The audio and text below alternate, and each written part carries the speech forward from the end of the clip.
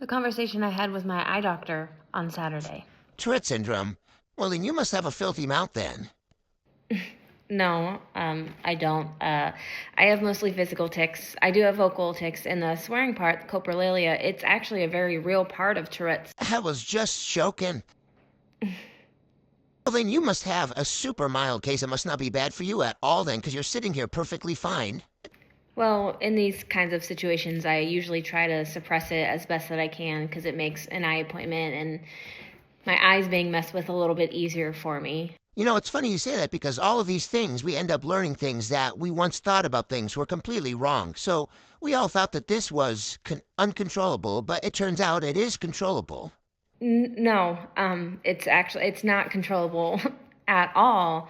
What I said was that I can suppress it sometimes. However, that takes a great deal of force and a lot of energy, and it's super uncomfortable, and it's gonna come out later. So I can't control it. I can suppress, which means it'll happen again later and probably worse. At this point, I believe the conversation just kind of ended there, and we went on with my eye appointment. But these conversations happen so often, and it's so tiring because that was the day after the tic attack I talked about in my video, and I just wasn't in the mood to explain myself.